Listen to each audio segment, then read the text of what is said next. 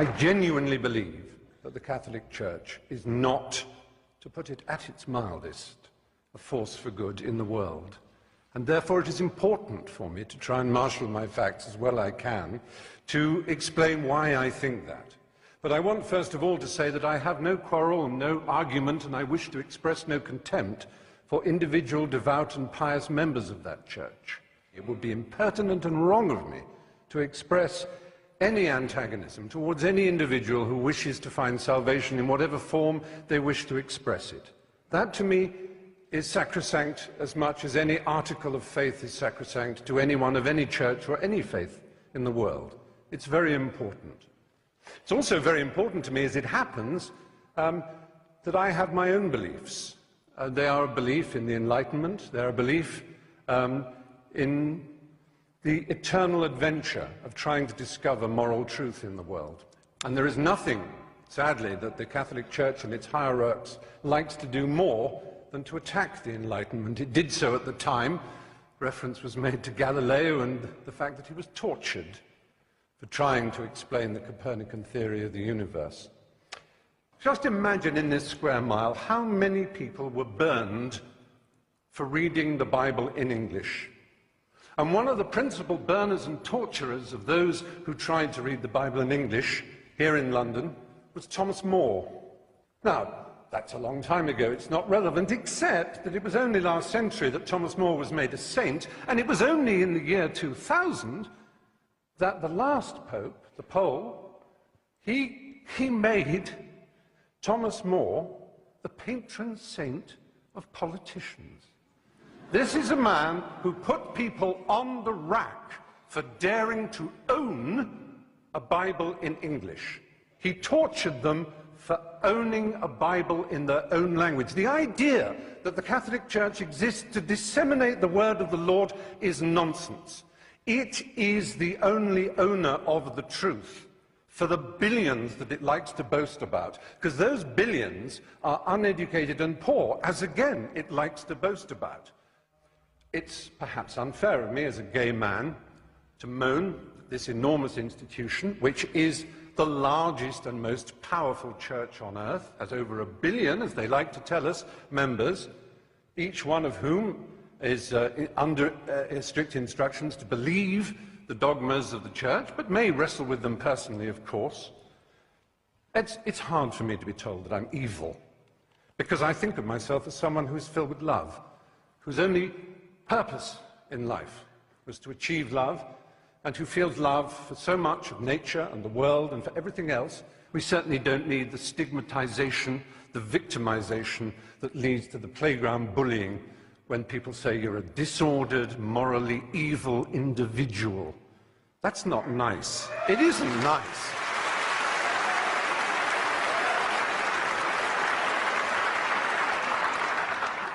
The kind of cruelty in Catholic education, the kind of let's not call it child abuse, it was child rape. The kind of child rape that went on systematically for so long. Let's imagine that we can overlook this and say it is nothing whatever to do with the structure and nature of the Catholic Church and the twisted, neurotic and hysterical way that its leaders are chosen. The celibacy, the nuns, the monks, the priesthood. This is not natural and normal, ladies and gentlemen, in 2009. It really isn't.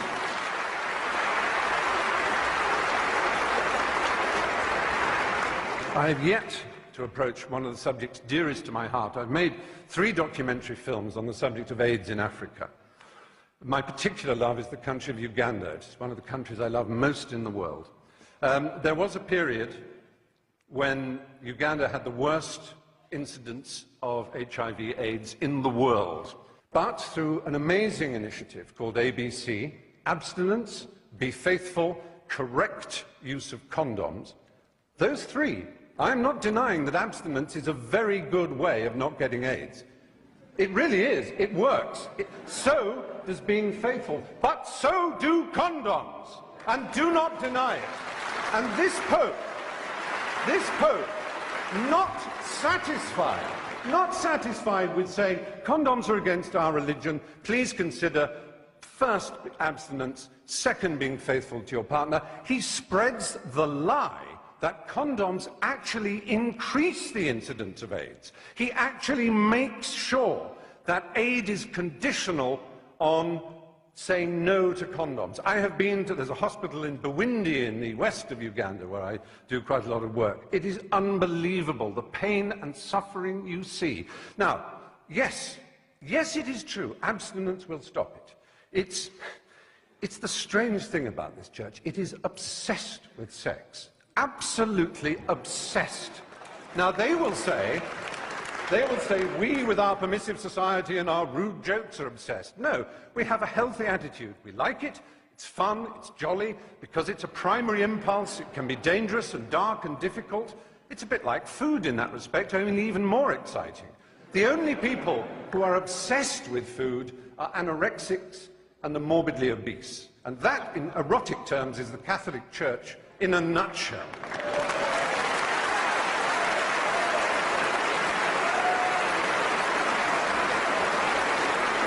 So, do you know who will be the last person ever to be accepted as a prince of the church? The Galilean carpenter, that Jew. They would kick him out before he tried to cross the threshold. He would be so ill at ease in the church. What would he think? What would he think of St. Peter's? What would he think of the wealth and the power and the self-justification and the wheedling apologies?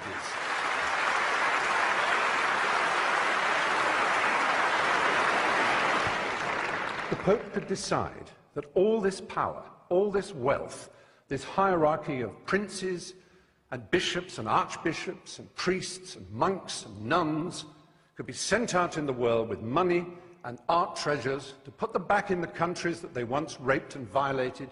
They could give that money away and they could concentrate on the apparent essence of their belief.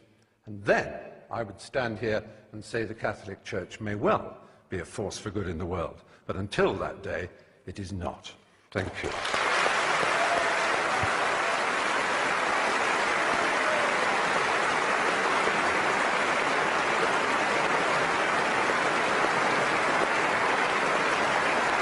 I have repeatedly offered $1,000 to anyone who can prove to me from the Bible alone that I am bound to keep Sunday holy.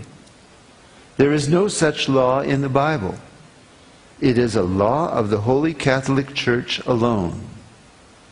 The Bible says, "Remember the Sabbath day to keep it holy." The Catholic Church says, "No, by my divine power I abolish the Sabbath day and command you to keep holy the first day of the week." And lo, the entire civilized world bows down in a reverent obedience to the command of the Holy Catholic Church. T. Enright, CSSR, in a lecture at Hartford, Kansas, February 18, 1884.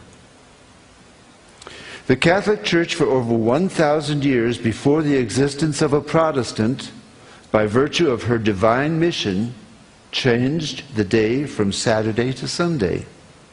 The Catholic Mirror, September 23, 1893. Question: which is the Sabbath day? Answer: Saturday is the Sabbath day. Question: why do we observe Sunday instead of Saturday? Answer: we observe Sunday instead of Saturday because the Catholic Church in the Council of Laodicea, AD 336, transferred the solemnity from Saturday to Sunday. Peter Geierman, The Convert's Catechism of Catholic Doctrine, 2nd edition, 1910, page 50. Question: have you any other way of proving that the Church has power to institute festivals of precept? Answer: had she not such power, she could not have done that in which all modern religionists agree with her. She could not have substituted the observance of Sunday, the first day of the week, for the observance of Saturday, the seventh day, a change for which there is no scriptural authority. Stephen Keenan, a Doctrinal Catechism, page 174. There is but one church on the face of the earth which has the power or claims power to make laws binding on the conscience, binding before God, binding under penalty of hellfire. For instance, the institution of Sunday. What right has any other church to keep this day? You answer by virtue of the third commandment. The papacy changed the fourth commandment and called it the third, which says, remember that thou keep holy the Sabbath day. But Sunday is not the Sabbath. Any schoolboy knows that. Sunday is the first day of the week. I have repeatedly offered $1,000 to anyone who will prove by the Bible alone that Sunday is the day we are bound to keep. And no one has called for the money. It was the Holy Catholic Church that changed the day of rest from Saturday, the seventh day, to Sunday, the first day of the week. T. Enright, CSSR, in a lecture delivered in 1893.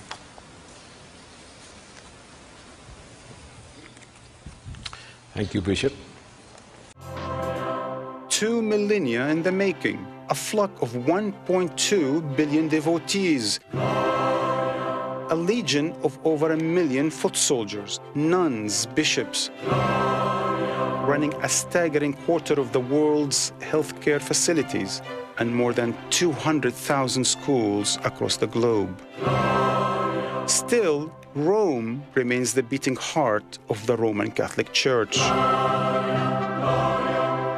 But the far-flung outposts of the Catholic Empire are moving in from the margins.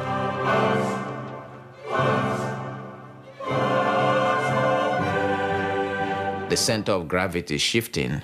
Christianity is therefore not the cultural property of any particular country or continent or civilization. Over the last 40 years, Catholicism has seen a global shift southwards. An overwhelming 500 million Catholics live in Latin America and another 137 million in Asia. But while Africa's Catholics have increased by 15%, Europe's have diminished by the same proportion. Why are people not going to church anymore? This Europe that has Christian roots is maybe abandoning its mission.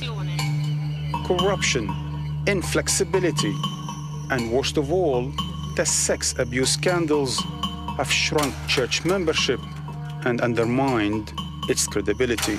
The sex scandal abuse was a great problem for the church, not only for the type of crime that has been committed by clerical persons, but also for the sense that a lack of governance was practiced by bishops. But not all of the church's wounds are self-inflicted. What do we want? A secular Europe. When do we want it? Now! Society is changing, and society is disenchanted. People see no need for religion any longer in their day-to-day life. In fact, unbelievers now make up the world's third largest, for lack of a better word, religion. And that's just one of many new and old problems piling up. The church is facing the challenge of a lot of new Protestant churches. Think of a country like Brazil, where they say that more than 1 million Catholic faithful leave the church every year. They propose an answer to ordinary people, which apparently the Catholic Church no longer does. The old church, however, is trying new tricks to stop the bleeding. Pop star priests, shiny new mega churches, and a Latin American pope will, it is hoped, win back some of the lapsed and the lost. In Africa, too, the sobriety and ceremony of Roman ritual is being transformed by the sweat and song of local cultures. But efforts to reinvigorate the faith at the margins are not always met with approval at the center. There's always some suspicion of what Africa has to bring to the table. Rome sets the tone for how local churches could practice Catholicism. Clinging to control, sticking to orthodoxy, insisting all roads lead to Rome. Could these be the causes and effects of a church in crisis?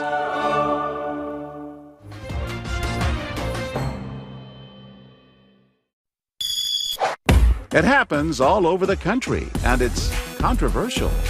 These kids are in trouble with their parents, and they're being forced to wear a sandwich board, screaming their offense. That's why she's out here today, because she apparently has not learned her lesson.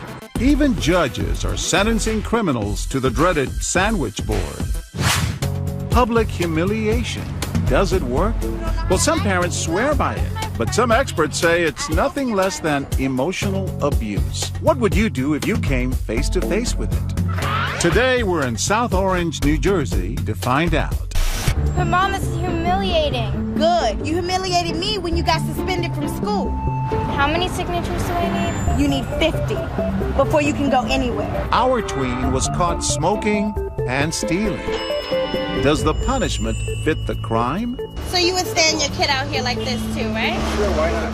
This should be the worst that you're subjected to. It's a busy day along this sidewalk, and right away, people side with the mom. Can I take a picture with that? Yes. That's cool. So I'm doing the right thing? Doing the right thing, yes. Others insist this kind of public shaming is not the way to go. That's not good. I'm sorry. I don't think this is going to work. What else can I do? I don't know. I could talk. You felt strongly about this, right? I wouldn't do that. It's humiliating for her to be out there, but I don't think it works. Well, I think it just kind of continues the anger between the two of them. This man sees both sides of the argument. You know, she has a point. She shouldn't be humiliated for smoking, but you shouldn't be smoking either. This father also does not agree with the punishment. You think it's right to put a sandwich board on her like that? I can't do anything. It's not right? He suggests an alternative, a night in jail. Well, she may have to stand in the hallway and spend the night in jail. The biggest way to get the point across is that she'd have to maybe spend the night in jail or something. I think she might rebel more by being humiliated. We roll again. She is 12 years old, and this is her punishment. This man studied psychology, and he makes it clear that, in his opinion, Mom is absolutely wrong. I understand you're abusing her. I'm abusing her. It's a little too much. You want to punish the behavior, not the child. You're her best friend, too. I don't know what to do with her. Love her. With Kaylin, our young girl, the response on the street seems to be equal. Half of the people we meet agree with the punishment, and the other half disagree. But what'll happen now when we replace Kaylin with a boy? Misbehaving Justin. Maybe now you'll listen.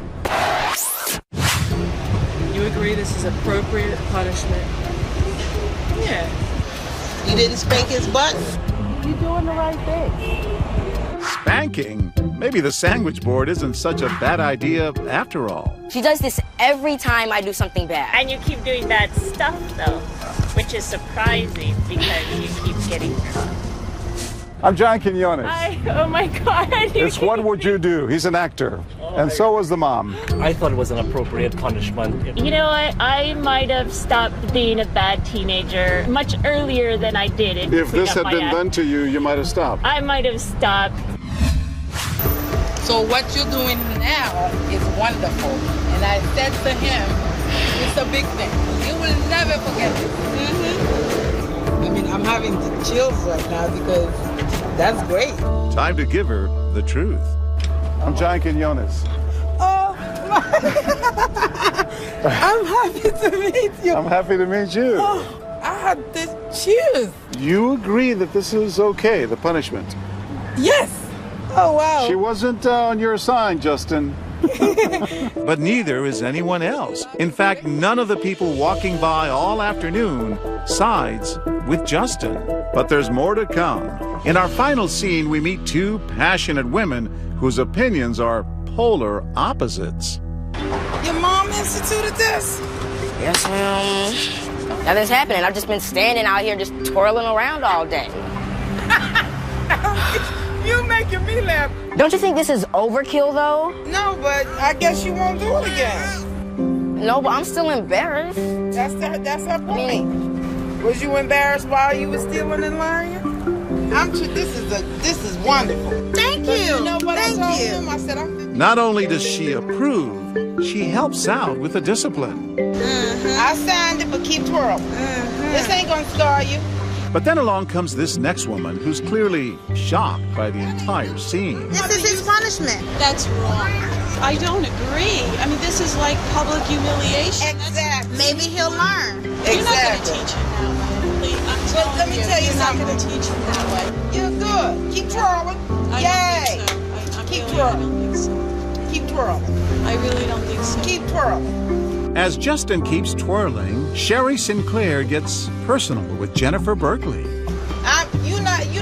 You don't come from a black background where it's hard. It's hard. You say I that. I come from an Italian background. I grew up in the Bronx, and we had it hard. Any of your brothers and sisters in jail? As a young black boy today, do you know that they're the quickest to go to jail? But you got to start like this. Humiliate. Heck yeah, this ain't humiliating. He might do it again.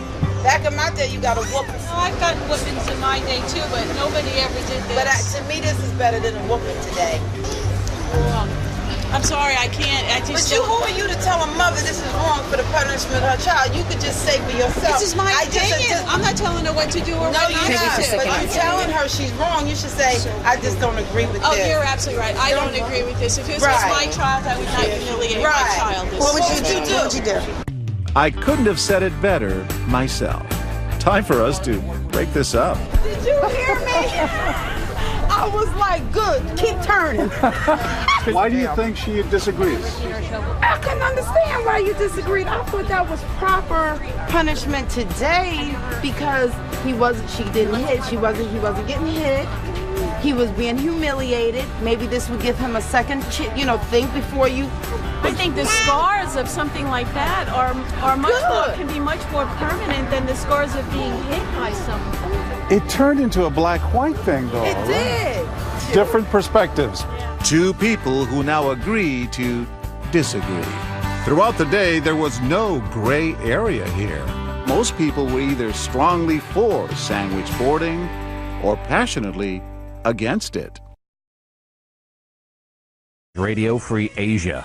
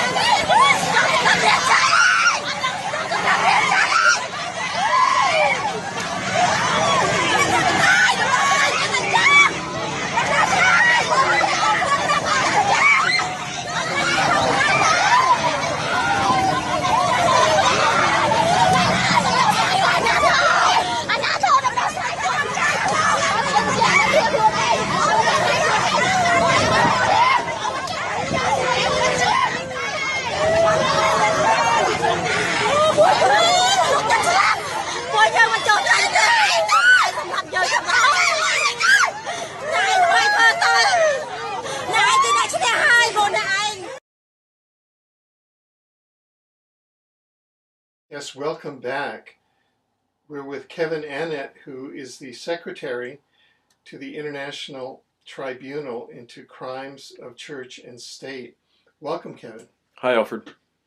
Well, just in the last week or so, Pope Francis and the Roman Catholic Church have issued new rules criminalizing leaks of information with regard to sex abuse, so that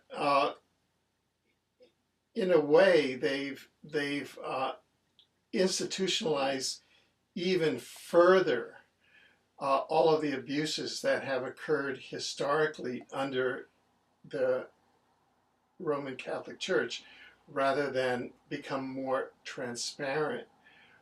What is your tribunal's response to all of this? Well, it's a very serious thing they've done. It's actually defined as a war crime under international law, because in essence the Catholic Church has become a transnational criminal organization by saying that their members have to break the laws of other nations. So they're undermining the sovereignty of other states. It's a very serious thing they're doing. Let me back up a bit, though, before I talk about our response, to simply say the way this has happened is in a typically duplicitous manner. You know, the Jesuits over the years, and this pope is a Jesuit, of course, the first one in history to become a pope. The Jesuits are very good at dissimulation. When you read in the Jesuit oath, they take an oath to become a humanist to humanists, become a Protestant to the Protestants in order to infiltrate these organizations and destroy them from within. Yeah, this kind of dissimulation is exactly what Pope Francis Jorge Bergoglio has just done, because they presented it to the world like this is a reform package. There's 3 laws they're bringing in, criminalizing 3 things: child rape, in essence, child trafficking, and leaks of information. So on the one hand, they're making it, they're doing all the politically correct things. They're saying, yes, we're going to bring in new laws, making it tougher for children to be raped in the church. But we're also bringing in a law saying you can't talk about it. And if you do release information without the Pope's personal approval, you're going to go into a Vatican prison. So this is a warning to every priest and every member of the church that they, under Vatican law, if you're a priest who happens to disclose a child being raped, you can be arrested, sent to Rome, and put in a Vatican prison. Now that's intimidating your own people, because then it's a way to control the whole thing to make sure the information doesn't get out. That's really what's behind the smokescreen of talk of change and reform. The Vatican only sees this as a problem of information leaks. They don't see it as a problem of harming children, or they would have done away with these policies which protect child rapists. They haven't done that. Like you say, they've re-entrenched that policy found in Crimen Solicitanis, which has been around, since 1929. Our response to this is twofold. First of all, we have asked the International Common Law Court of Justice, which successfully convicted Joseph Ratzinger in February and several other cardinals. We are asking them for a bench warrant. And now under the law, a bench warrant is issued directly by a judge to apprehend somebody to bring them into court. And based on solid evidence that this person is a threat to a community, has violated some law, or say terms of parole or something like that. In this case, the threat represented by Jorge Bergoglio is so serious that we feel that this is a step that's needed. This man has to be stopped immediately. In essence, he is not only saying to Catholics all over the world, you have to protect child rapists, you have to not talk about child rape when you hear about it. I mean, any moral or just law would say it's a crime not to talk about it. But in Vatican law, it's a crime to talk, just like the law of omerta, the law of silence, and the mafia. It's exactly the same law. So that's the first step. We need a legal response. We're asking for an arrest warrant from the Common Law Court of Justice. We hope to get that this week, and then we're going to deliver it and say this man and his associates needs to be placed under citizen's arrest.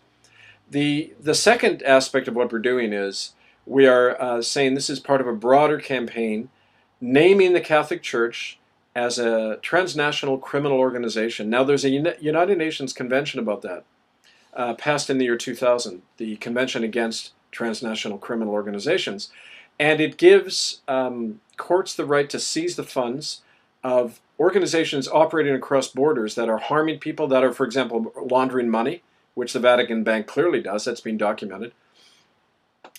Trafficking children, which they've done. These two primary offenses, which the UN Convention names, these are crimes that the Catholic Church is presently engaged in. They're also moving money and people across borders.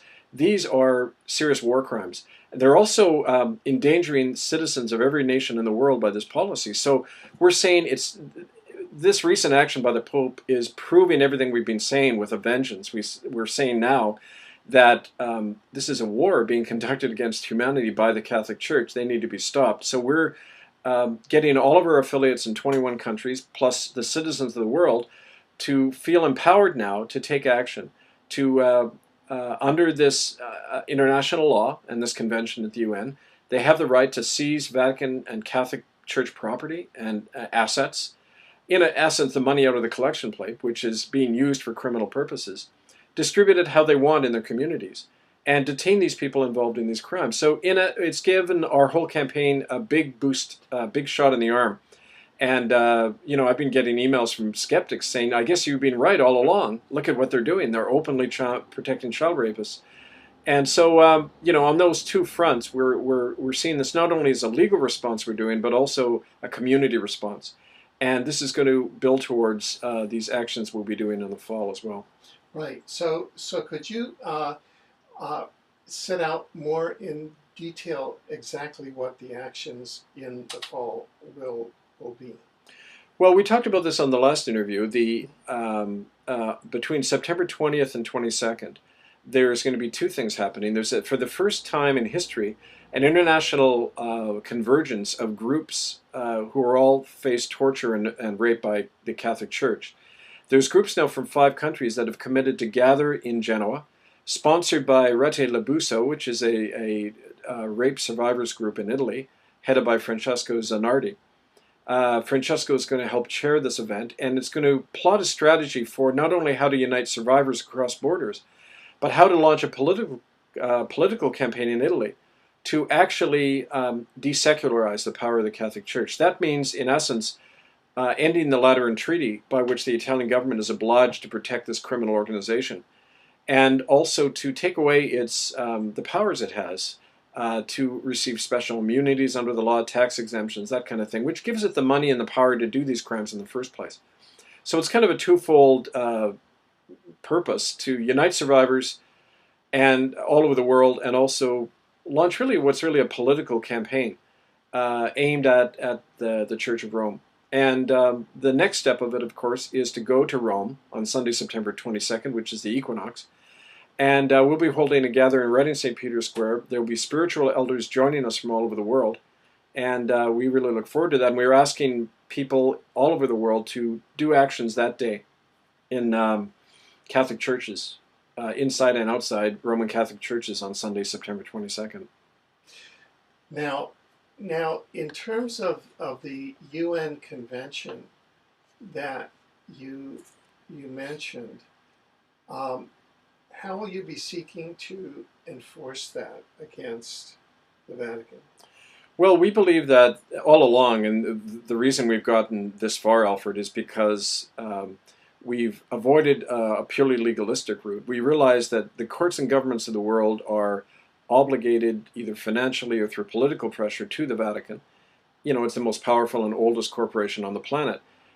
The recent example of that is the International Criminal Court tossed out the case against Joseph Ratzinger, a case brought by the Center for Constitutional Rights in America on behalf of a group called SNAP, which is survivors of rape by priests in America. Even though they had 22,000 pieces of evidence linking Joseph Ratzinger to protecting child rapists and actual child trafficking in the Catholic Church, the International Criminal Court tossed it out. They said, we don't have jurisdiction and we don't have enough evidence, which is completely bogus. So we realized the pressure that can be brought to bear to stop these court actions and political actions at that level. And so for that reason, we have to have a whole strategy of mobilization and political pressure on the world and exposure. I mean, we saw in Canada how just bringing out the truth of the genocide in residential schools forced, and it was a bogus apology, but at least it forced the government of Canada to respond to something they wanted to ignore. And we know the Achilles heel of these churches is their church property. Whenever we do church occupations, they respond in a very frightened manner. We've had numerous examples of that. And so we're going to combine that, both what we need to do lawfully, which is pursue this through the International Common Law Court of Justice, which is a legal arm we set up to get around this control and circumvention of the ordinary courts by the church. But it's really kind of a popular education strategy which has worked and is continuing to work. We know that the Vatican is extremely worried about this happening in many countries. And there's even now new common law courts set up. There's a new case being brought in South Africa for the first time. And in Canada, there's common law courts being set up in Ontario to look into child trafficking within the family court system. And time and again, we find that Catholic priests are right involved in a lot of this child trafficking, in this case in Canada. So the very fact that we continue to bring it out in this manner has them very worried. And, like I say, it's a strategy that works. Right. And I think if one goes into the history of people's tribunals of conscience, they operate under natural law as well as international humanitarian law and social law, but they are legitimate instruments where the institutional courts of justice are not functioning, and this is such a case. Absolutely. And one of the things I've learned from you and other people about the importance of these citizens tribunals of conscience is it's incredibly empowering, because instead of putting their case in the hands of a lawyer who quotes represents you or represents your case, people can do this directly themselves. They don't need lawyers or judges who can be controlled or bought off. The people themselves are the jurors. They come to their own verdict. And the real key now is not only coming to a verdict, because we have tons of evidence about a lot of these crimes. It's enforcement. The issue of how do we make it so that these crimes don't happen again. To a lawyer, getting a financial settlement is justice. That isn't what justice is in this case. It's making sure this stops and that the institutions responsible are disestablished. And so that's, one of the rationales behind this proclamation we're going to make in response to the Pope's recent announcement. On Sunday, August 4th, there'll be a proclamation officially declaring the Roman Catholic Church a transnational criminal organization. And as such, every policeman, every competent judge and police officer in the world is obligated not to cooperate with that organization when it's clearly breaking international law and domestic laws as well. And so this proclamation will be read. It's going to be posted all over the world, read in 12 different languages.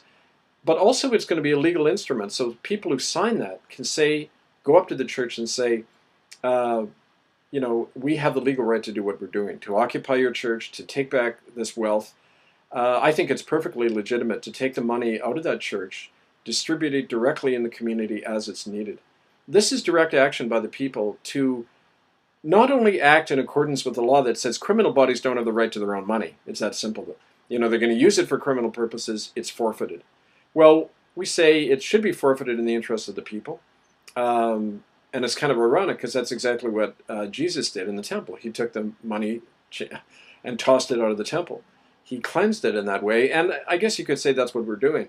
But it's important to put the power back in people's hands. And that's really the strategy and kind of the spirit behind a lot of what we do. Now, if our viewers want to follow what you're doing or support this work, how can they do that? Well, keep posted at itccs.org, especially on Sunday, August 4th. That's when the proclamation will be going up. It'll be in a YouTube format. It'll be read and a live broadcast that'll be put all over the world and live streamed at the same time. But most importantly, take that proclamation and use it in your communities at these church actions. We've got more and more groups coming forward now. We have already, like I mentioned, 21 countries. We are on the verge of going ballistic with this because we're reaching a critical mass. We have in Canada alone 8 groups operating across the country now that are planning actions in different cities. To give you one example, in Kitchener, there's a group operating in Kitchener, Ontario. They've gone into the courts and said, not only aimed at the Vatican, but the Crown of England, which, as you remember, is a co-defendant in this case of genocide in Canada. The Crown of England was declared in a similar manner a criminal organization as well. And so this group in Kitchener went into the family court system and said, we don't recognize your court orders. These are Crown courts, and they don't have any jurisdiction over us. The first judge last month agreed with him when they made that argument, which was very interesting because they understand that the Crown does not actually have jurisdiction over people, especially the right parents to hold on to their own children. That judge was removed. A second judge, a woman judge, was brought in without, this was interesting, she didn't have a name tag on. There was no Canadian flag in the courtroom. She refused to identify herself. And she responded by annulling the previous judge's decision and ordering the seizure of that family's child. We're broadcasting this case. So what we're saying by this is that we're having an effect, and they're hitting back. They're actually going after activists within the ITCCS and trying to seize their children, as they often do in the Aboriginal community. But this shows you that we're having an impact, and it's because of that direct, strategy combining the law, lawful common law, with direct action in the communities. What words would you like to leave our viewers with at this kind of critical time when we're all participants in this one way or the other? Well, I have great hope that we're at a crossroads in history now. I see it happening all over. We realize, the mask is slipping now. We realize how these churches and governments are criminal bodies. And the Pope admitted that himself the other day. He said on July 11th, it's a crime to report child rape. Now, if you don't need more evidence that this is a body that nobody should morally or lawfully cooperate with, I don't know what more evidence you need. So I would say act on what you know. Don't wait for us to tell you what to do. Your conscience tells you what to do already. You know it's time to disestablish these organizations, to take action in your own community to protect your children, and to support those of us on the front line who are leading this battle.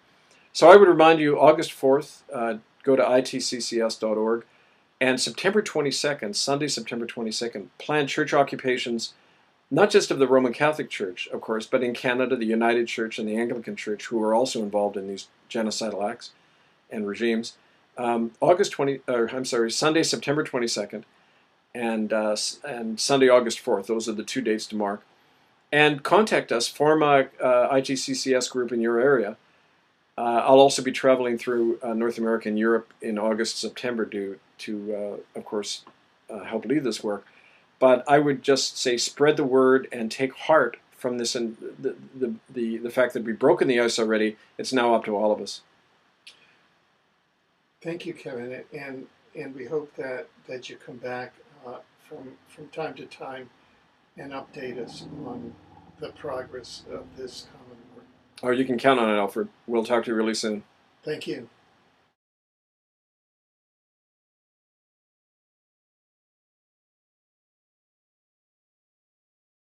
Even though the Roman Catholic Church has a new pope, there is no sign of a change in letting women be priests. Yeah, but over the weekend, a group of openly defied the church, and as Greta Cruz reports, they did it right here in our area.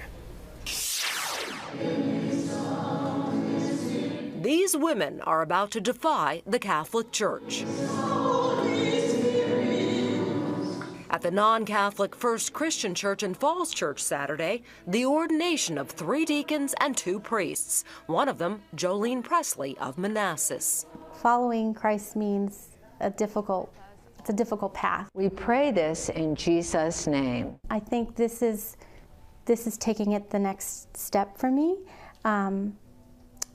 it's validating that call. Presley, a chaplain at Adventist Rehabilitation Hospital, is also married. Her husband's Methodist.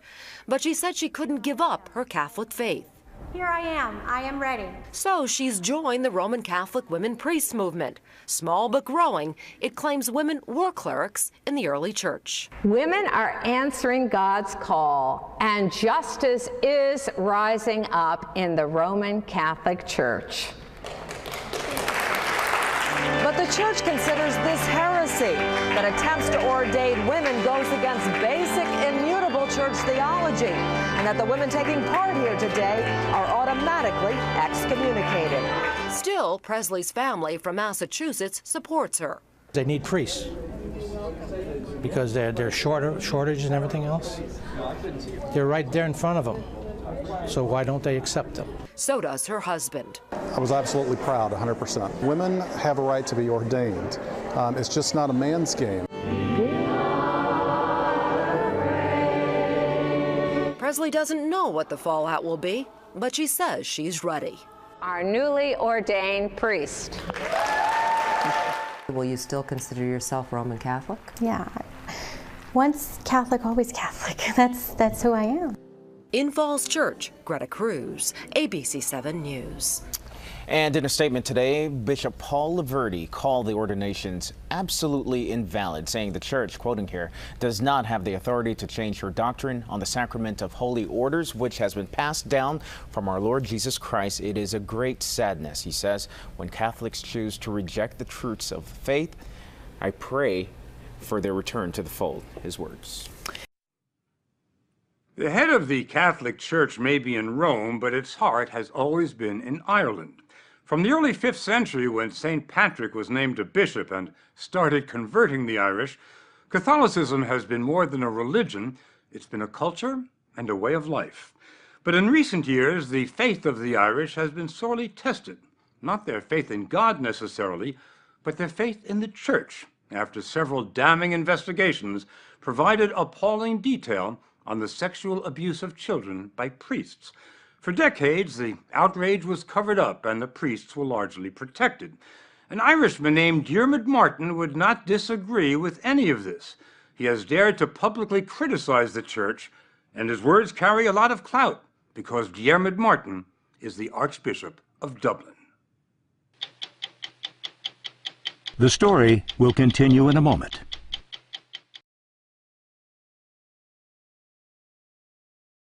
You have said that the church in Ireland has reached its breaking point.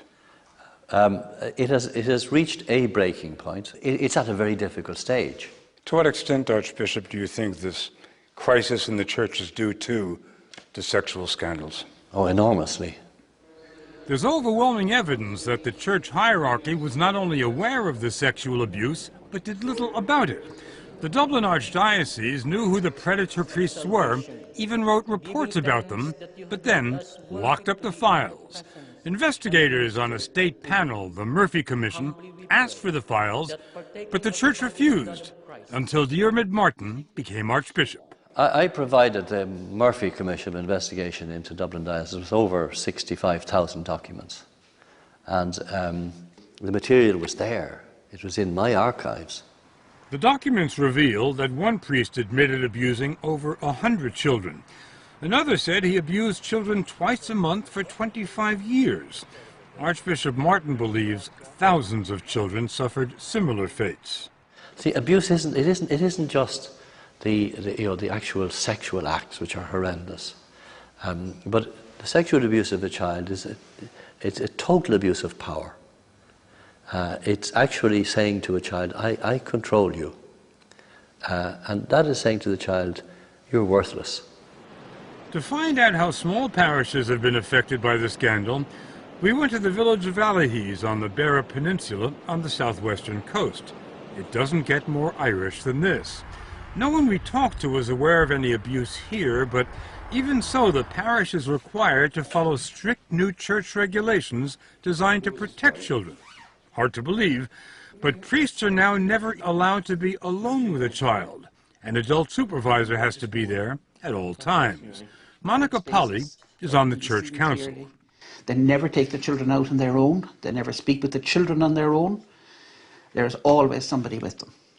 Under the new regulations, drawn up by Ireland's bishops, any allegation of abuse has to be reported to civil authorities, and any priest accused of abuse has to step down while the charge is being investigated. To be honest, I don't think we've seen it all yet. Really? You think there's more to come? I do. Monica Polly still believes in God, she says. She goes to church every week. So does Paddy Sheehan, but he has concerns about his church. Paddy has lived here all his life. He runs a cable car that takes farmers and bird watchers to an island just across the channel. Were you surprised? We were surprised. To me, we were surprised that there was so much cover-up. You know, so much hidden. So much children, so many abused, you know what I mean? To me, and I would say maybe to the parish, there was too much cover-up, and that was a pity. Why was there this cover-up? They covered up because the priests were supposed to be perfect. They had an image of what they should be, and they kept to that image rather than the reality. How do we pass that sense of strong faith to the coming generations? Archbishop Martin is probably the only senior figure in the Catholic Church of Ireland who has retained or achieved the necessary credibility where this issue is concerned. Patsy McGarry is the religious affairs correspondent for the Irish Times. He says other high-ranking figures in the church have been directly tied to the cover-up. We must admit that grave errors of judgment were made, including Archbishop Martin's superior, Cardinal Sean Brady. When he was a young priest, Brady interviewed two teenagers who'd been abused by a priest. 20 years later, when one of them sued the church, it was revealed that Brady had ordered him to remain silent. He met those young people, he believed those young people, he swore them to secrecy as part of the canon law investigation process. He never informed the police, he never informed the health authorities, he informed nobody in civil society. Just last November, the church agreed to a secret financial settlement in Dublin High Court. Cardinal Brady has apologized for his actions and said he was ashamed he did not uphold the values he believes in. The priest he helped protect went on to abuse 20 more children. This is how bad it's gotten. Just last summer, the Vatican recalled its ambassador to Ireland, the first time that's happened in 1600 years of Roman Catholicism in Ireland. That followed the government's charging that the church in an Irish diocese had ignored complaints against 19 priests as recently as 2009. And Ireland's Prime Minister accused the Vatican of placing its own interests over and above the protection of children. The revelations of the Klein report have brought the government, Irish Catholics and the Vatican to an unprecedented juncture. An Irish Prime Minister had never before spoken out against the Vatican in public, and Enda Kenny did it in Parliament. Because for the first time in this country, a report into child sexual abuse exposes an attempt by the Holy See to frustrate an inquiry in a sovereign democratic republic as little as 3 years ago, not 3 decades ago.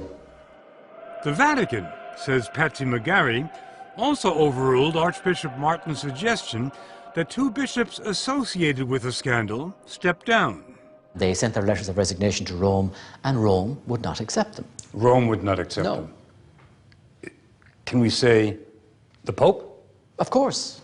Archbishop Martin was reluctant to hold the Pope responsible. I don't think that is exactly the dynamic of what happened, yeah. I see. And examining the exact dynamic is something which you would prefer not to do right here, right now? Certainly not. Lord, I am not worthy that you should enter under my roof, but only... Some younger priests believe that the only way forward is repentance.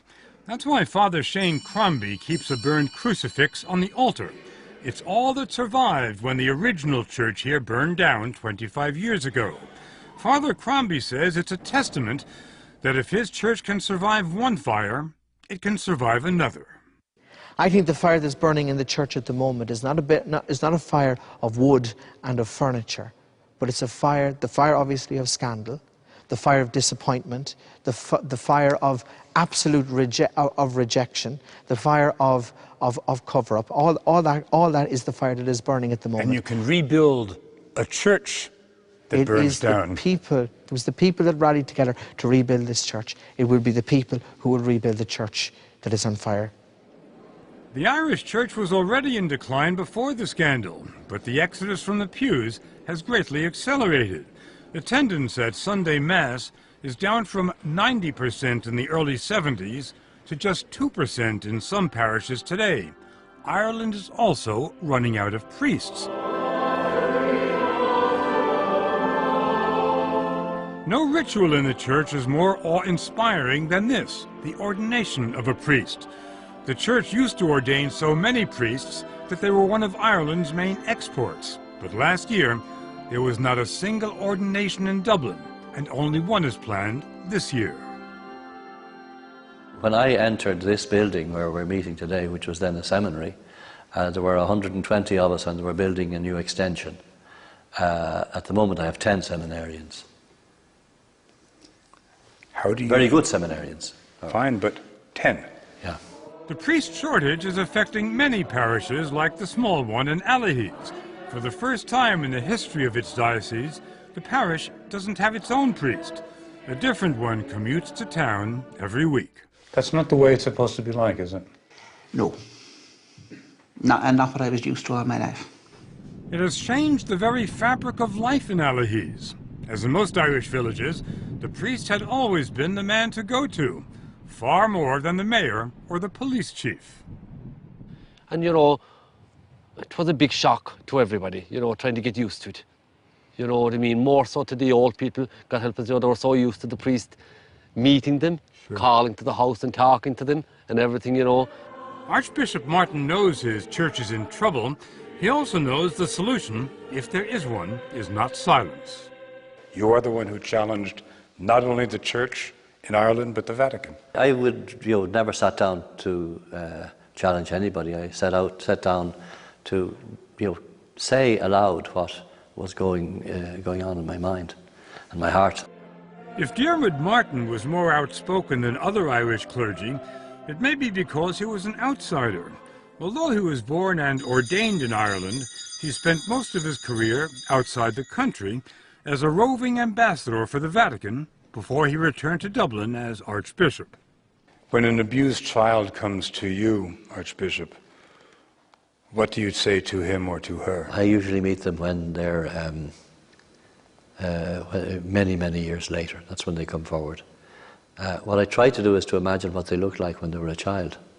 One man told him he'd been assaulted when he was only 8 years old. Basically, he'd been raped, you know. And he'd been raped in a sort of a chapel, which makes it even more heinous. Can you reveal what you said to him? I don't say much. I listen. The Archbishop was so traumatized by this man's story that when he visited a school the next day, he asked to see children the same age as that child raped in that chapel. And the teacher said, "Where would you like to see some of the classes?" And I said, "Okay, I'd like to see 8-year-olds. And he must have thought I was crazy. But if you went in on the day of the opening of a new school, where, you know, the Archbishop and the minister are coming, and the 8-year-olds are all dressed up and their hair combed and so on.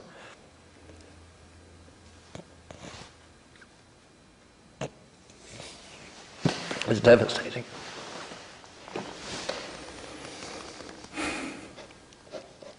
You couldn't imagine it.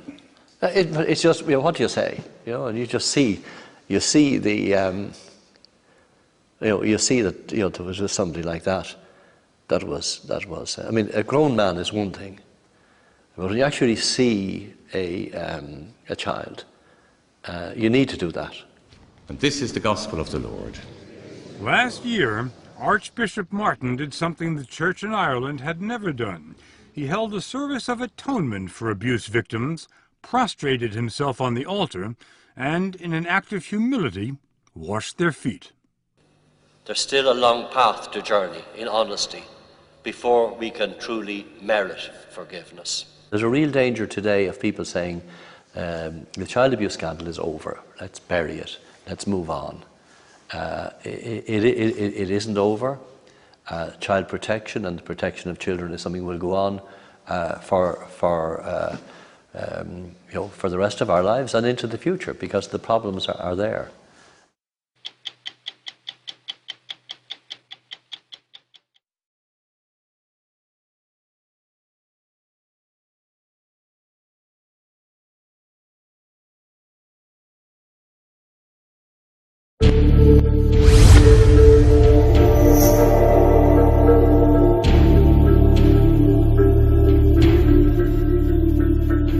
When was a Roman Catholic Church made? In order to understand its birth, first we need to follow the process on how the early church in Rome, which had been persecuted, obtained recognition from the Roman Empire.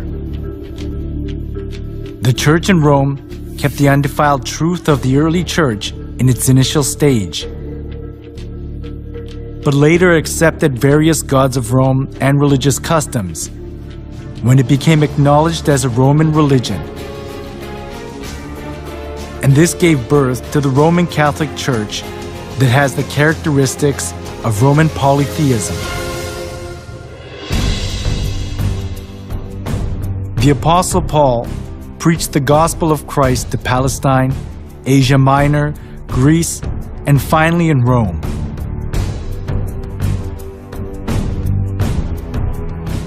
The church in Rome was not welcomed in its initial stage. It was because of the monotheism of Christianity, and the polytheism of Rome conflicted with each other.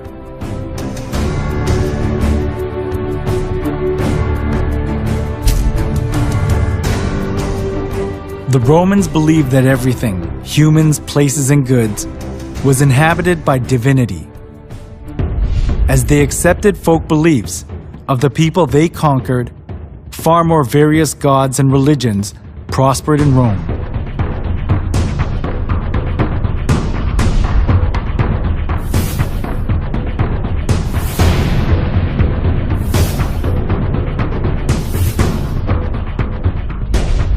Christian monotheism that appeared in this age went counter to the polytheistic concept of Rome, especially as the Roman emperors approved all the religions of the people they conquered in order to rule over them and to achieve their political purposes. This came into conflict with Christianity, so the Roman emperors persecuted the Christians. The early church was oppressed by many emperors, but there was a turning point during the reign of Emperor Constantine in the 3rd century.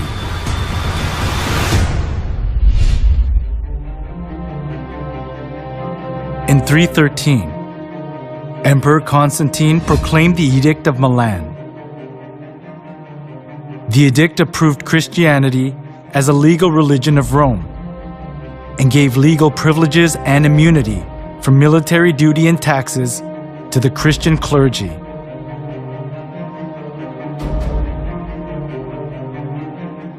There was the political goal of Constantine underlying such kinds of preferential treatment.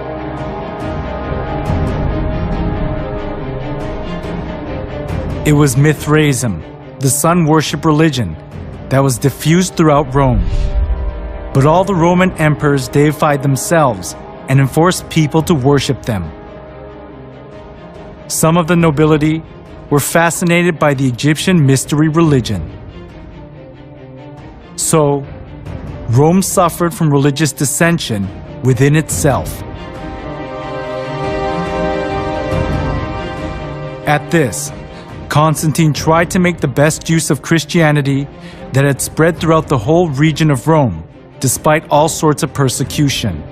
This was because he thought that Christianity could solidify his empire. By approving Christianity as a national religion of Rome, Constantine tried to seek the unity of the Roman Empire under one religion.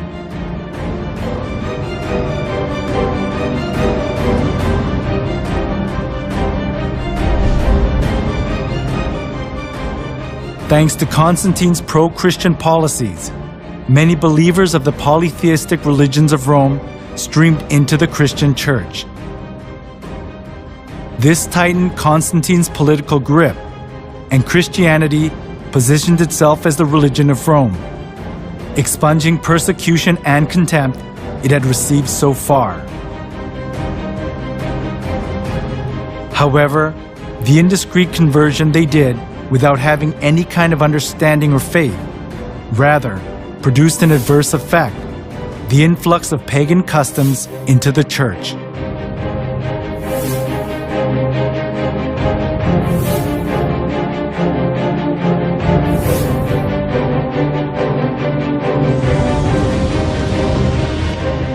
Those who were tainted with polytheism of Rome looked as if they had converted, but in actuality it wasn't easy for them to get rid of the religious rites and institutions of worshipping the sun, the moon, and the stars, and various gods and goddesses, which they had worshipped since their forefathers.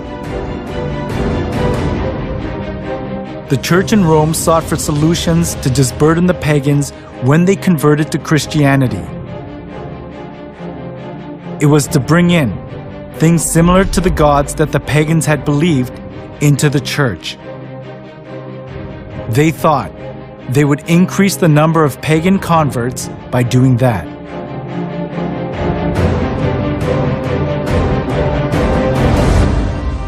For the Christian bishops introduced, with but slight alterations into the Christian worship, those rites and institutions by which formerly the Greeks and Romans and others had manifested their piety and reverence towards their imaginary deities, supposing that the people would more readily embrace Christianity if they perceived the rites handed down to them from their fathers still existing unchanged among the Christians. The church in Rome that had been persecuted and despised wanted to put their roots down in Rome as an approved religion, even if they had to be mixed up with Roman polytheism. It was because they wanted to keep their faith in comfort, being freed from the extreme pain of persecution.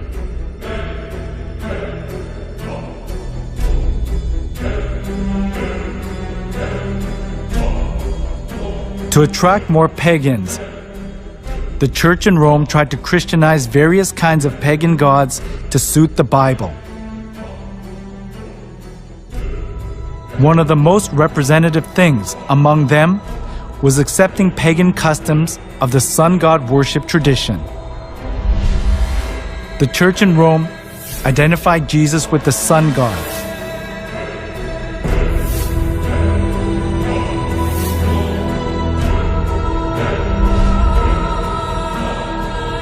Inside of the church was decorated with various kinds of sun images, and the idea to worship the sun was established as if it were the truth of the church.